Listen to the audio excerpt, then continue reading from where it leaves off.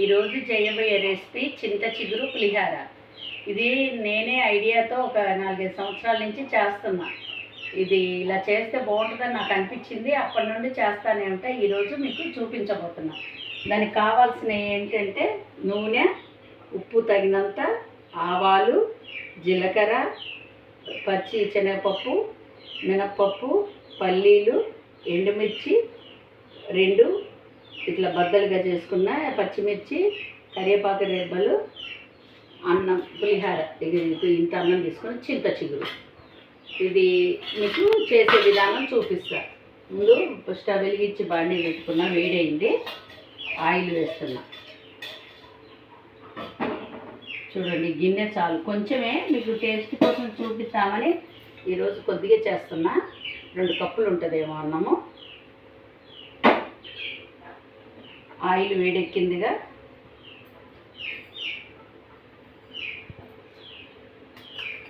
ఆవాలు స్పూన్కి తక్కువే వేసా.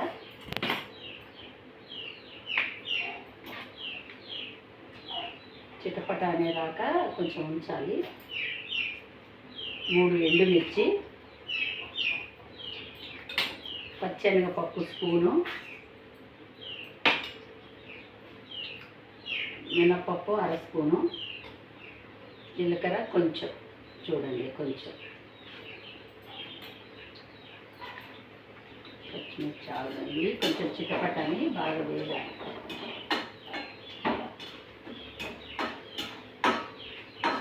చాలా బాగుంటుంది. ఊర్లలో అయితే చెట్లు ఉంటాయి, అందరికీ చిన్న బాగానే దొరికిద్ది. సిటీలో వాళ్ళకే, సిటీలో కూడా ఇప్పుడు అందరూ అమ్ముతున్నారు అన్ని చోట్ల.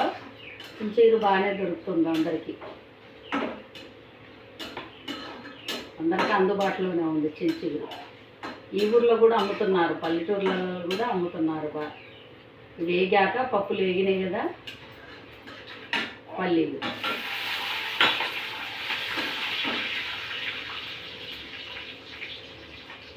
పచ్చిమిర్చి, 2 రిబ్బలు కరివేపాకు,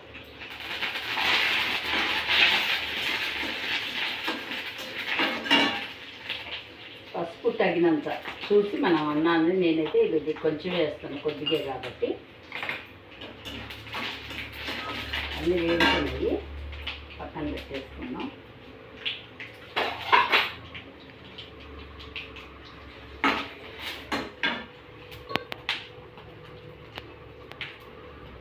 కొంచెం ఇంగువ,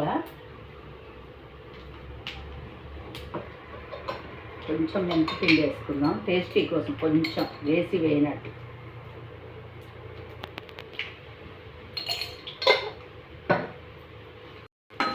ఇప్పుడు చిగురు కట్ చేసి పెట్టుకున్నా, ఇలా కట్ చేసుకున్నా. ఇది చాలు, ఎంత చూడండి, కప్పు కూడా లేదు.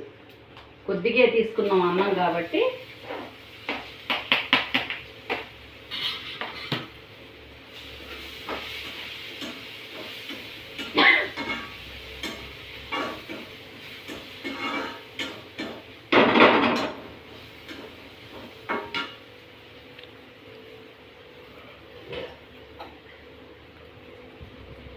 పసుపు కొంచెం వేద్దాం, చాలినట్టు అనిపించింది.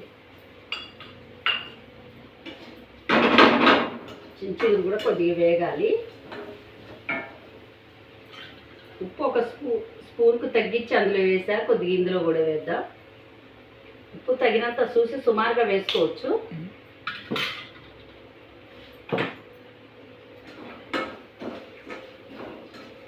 చూడండి చిగురు ఇదంతా కూడా చూడండి ఒకసారి ఎలా వేగిందో.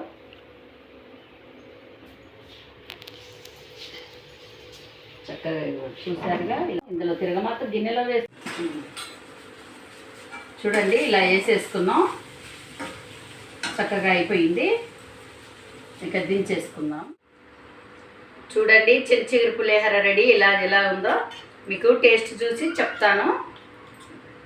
చాలా బాగుంటుంది, నేను చేస్తుంటా.